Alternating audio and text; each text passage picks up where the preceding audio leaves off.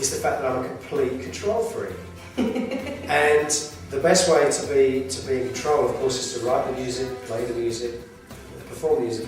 So there's this kind of paradox going on inside, this contradiction going on inside me, which is I would love to just be a backroom guy and just help other people make records. But at the same time, I do have all these ideas and things going on in my head that I feel the need also to express and to kind of, you know, control the way that those ideas are born, if you like. So, as well as doing all of this kind of stuff, preparing for your new album coming out, you are, as we mentioned earlier, doing the King Crimson Right. 5.1 mixes. How did that come about? Well, it came about through a rather convoluted set of events. We started off with Robert Fripp, who is basically the leader of King Crimson, or at least the keeper of the legacy of King Crimson. Came out and did some shows with Porcupine Tree as an opening act, just playing his guitar, solo guitar, soundscape stuff. So we got to know Robert, which was wonderful because I grew up listening to Robert. He's like definitely one of my top 3 guitar players of all time, if not my number 1. So that was incredibly thrilling and a real honour just to be able to meet Robert and get to know him. And at the same time, I was very much making a name for myself as a surround sound mixer with Porcupine Tree and also with some other records I've done this year. And then we got the Grammy nomination for Best Surround Mix. So suddenly I had this reputation as Mr. Surround, you know, which was very flattering. And then Andy, Porcupine Tree's manager, kind of put 2 and 2 together and said, well, you know, why don't we approach Robert about you mixing those records in surround sound? Because at the time, I think Genesis had just reissued their whole back catalogue as a kind of new stereo CD and a surround sound disc, so there was a precedent there.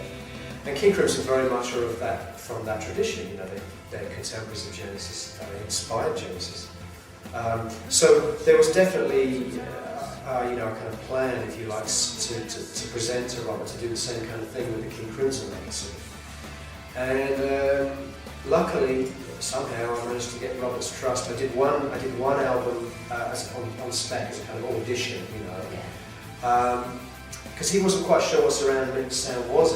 You know, not many people are. Until you hear it, you don't kind of imagine what it is. I mean, I know I did. I imagined what it was, and it was completely different when I actually heard it. You know, so until you hear it, you don't necessarily click with it. And I think Robert, when he first heard, I did the album Discipline, the first one I did, and he loved it. You know, it was completely converted, and from then on it became easy to ask him, you know, well, can we go and do the whole catalogue then?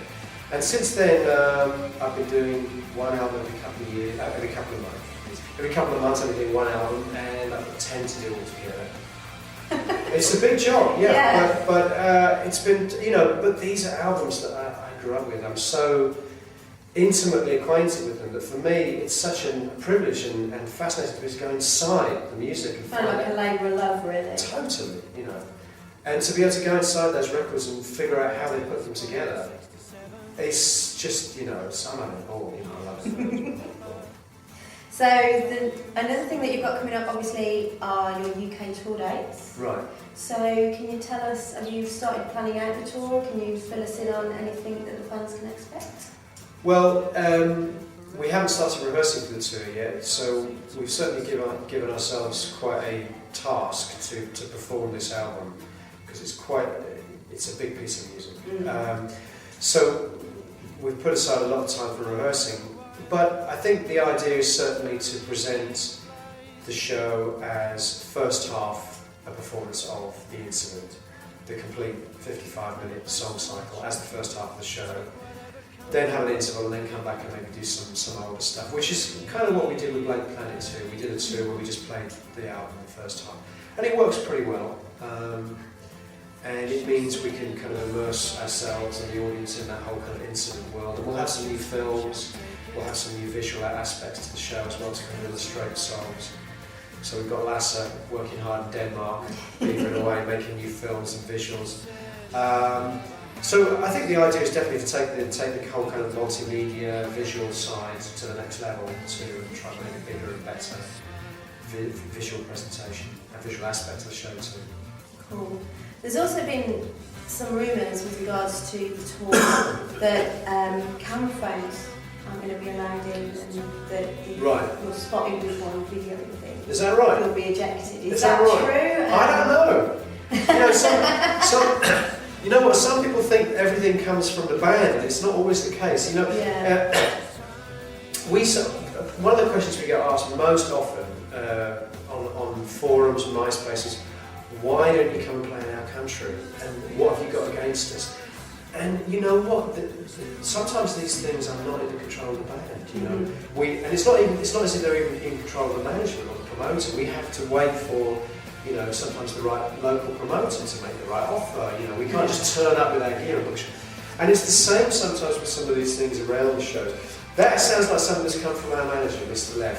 And you know, I'd be the first to admit that I'm not crazy about when I'm up on stage. I'm not crazy about seeing cameras, recording stuff.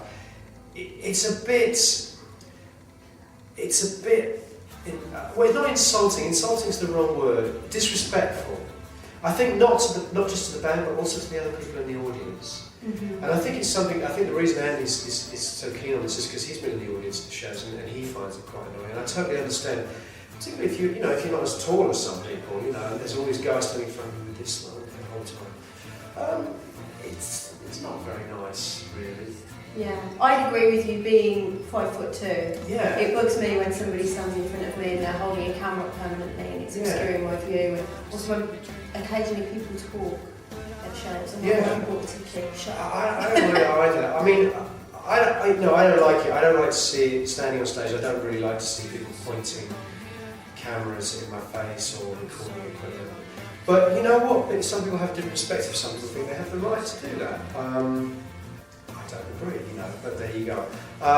So that's interesting to hear. I'm certainly going to be welcoming that if that does happen. For that reason. For that reason, yeah.